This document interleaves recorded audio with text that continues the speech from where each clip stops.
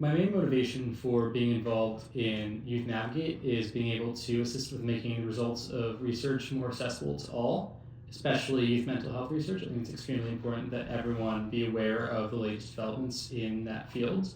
And I think making the results of the research more approachable and easy for anyone to access is extremely important.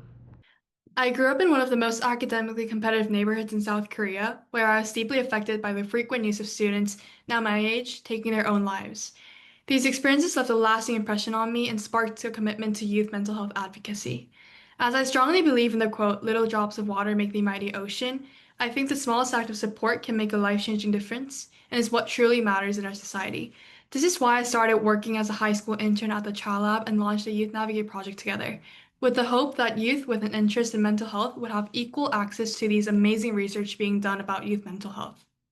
My hope for Youth Navigate is to connect teenagers who may be struggling with their mental health, or who may know someone who is struggling with their mental health, or who may just want to learn more about mental health, especially in teenagers, with scientific research on those topics. Our goal is to make mental health research accessible to teens by distilling complex studies into simplified forms written by and for youth. Many teens struggle to understand academic papers, despite being the very people those papers are about. My motivation comes from a simple but powerful belief. Research should be for everyone, especially for young people.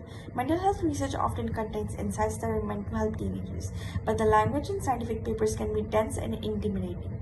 As a result, the very people these studies are meant to benefit are often left out of conversation. Science communication is extremely important because it allows for others to benefit from the findings of scientists. Science communication makes research accessible. It turns complex findings into something people can actually use. This is especially important in youth mental health, where so many teens could benefit from research but can't understand the technical language. Clear, relatable communication helps young people recognize what they're experiencing and know they're not alone. The point of science communication is to connect what we already know to the target audience itself, and those connections can help people become better supporters of others and their mental health, or help them with things they may be struggling with on their own. And I think that's really important, and I think that's a gap, a connection that's really missing in today's society. Science communication makes complex research understandable and accessible to the people who need it. Science communication is important to me because so much of science is bound to only the researchers, while the common population, including youth, often lack access or understanding. I started reading youth mental health papers out of curiosity at first, but it became something much, much deeper.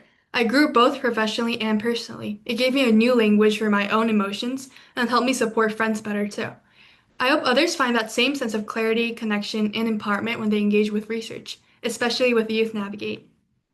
I hope that when people engage with research, they are able to gain newfound interests and gain additional insights into fields that maybe they haven't had much experience with in the past. Because we have so many teenagers who want to learn more about mental health and a lot of research being done. But what we really need is to bring those two together, and that's what I hope to do.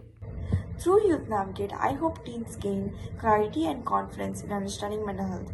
By making research accessible, they can better relate to the findings, recognize their own experiences, also while feeling empowered to seek help. My hope is that people who engage with our work not only learn but also feel a sense of connection, that research isn't just abstract but tied to our own lives and can really help.